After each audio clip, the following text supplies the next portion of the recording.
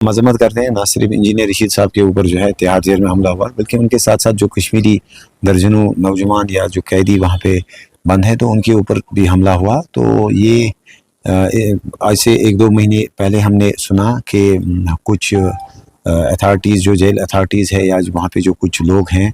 Authorities में से वो जो है डिलिबरेटली इन कश्मीरी नौजवानों को और कैदियों को जो है वहाँ उनको जो है उनको तंग करते हैं और उनको जो है उनको सताते हैं और उनके साथ जो ऐसे इनमेट्स को रखते हैं जो क्रिमिनल्स है या इवन किलर्स को उनके साथ रखा गया, वो उनकी जो रिलीजियस जो प्रैक्टिसेस होती हैं वहाँ उनको रोकने की कोशिश करते हैं, नमाज़ पढ़ने से रोकते हैं, उनको जो है किताबें पढ़ने से रोकते हैं, लाइब्रेरी जाने से रोकते हैं। तो आज तो ये हद है कि आज उन्होंने हमला किया इंजीनियर रशीद साहब के ऊपर और उनके साथ साथ जो कई और कश्मीरी जो हैं कैदी उनके ऊपर हमला किया। रिएक्शन हर किसी को रिएक्ट करना चाहिए, खासकर जो रीजनल पार्टीज़ है यहाँ की। तो अभी चंद मिनट पहले एक डिबेट में जो है नेशनल कॉन्फ्रेंस के स्पोक्स पर्सन भी थे, मैंने उनसे भी ये सवाल किया और आपके थ्रू भी मैं अपनी सरकार से, ऑनरेबल चीफ मिनिस्टर साहब से और नेशनल कॉन्फ्रेंस से या नेशनल कॉन्फ्रेंस के साथ साथ जो अपोजिशन की पार्टीज़ है खासकर पीडीपी है, तो उनसे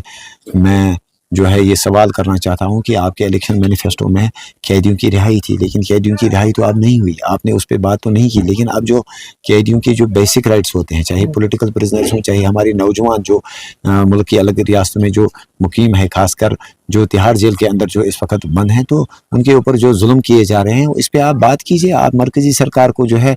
आप उनके साथ बात कीजिए, खासकर चीफ मिनिस्टर साहब वो उनको लिखें, होम मिनिस्टर साहब को लिखें, उनके साथ फ़ोन पे बात करें और उनको कहें कि कश्मीरी कैदी जो है, जब एक ऑनरेबल एमपी के ऊपर वहाँ पे हमला किया, जब एक ऑनरेबल एमपी वहाँ पे सेफ नहीं है, जब उनके ऊपर हमला हो सकता है, तो एक आम कैदी आप खुद अंदाज़ा लगाइए कि वो क्या झेल रहा होगा इस वक्त जेल में। बिल्कुल यही तो हम भी कहते हैं कि अगर जेल में एक एमपी सेफ नहीं है तो बाकी जो इतने सारे कश्मीरी लड़के या जो सियासी कैदी वहाँ पे बंद हैं तो उनके ऊपर कौन कौन से जुल्म ढाए जा रहे होंगे। तो लिहाजा मेरी चीफ मिनिस्टर साहब को और जो यहाँ की रीजनल पार्टीज़ हैं, मेरी उनसे भी अपील है कि आप भी इस मसले को उठाइए, आप भी आवाज़ उठाइए कि जो कम से कम कोई प्रिविलेज नहीं मांगते हैं वो कैदी, वो अपने बेसिक जो उनके बुनियादी हुकूक है कैदी होने की हैसियत से कम उनकी जो रिलीजियस प्रैक्टिसेस है, अगर वो नमाज वहाँ पर पढ़ना चाहते हैं उनको रोका जाता है, अगर वो वहाँ पे किताबें पढ़ना चाहते हैं उनको रोका जाता है। तो लिहाजा ये पॉलिटिकल वेंडेटा या जो नौजवानों के ऊपर जो ये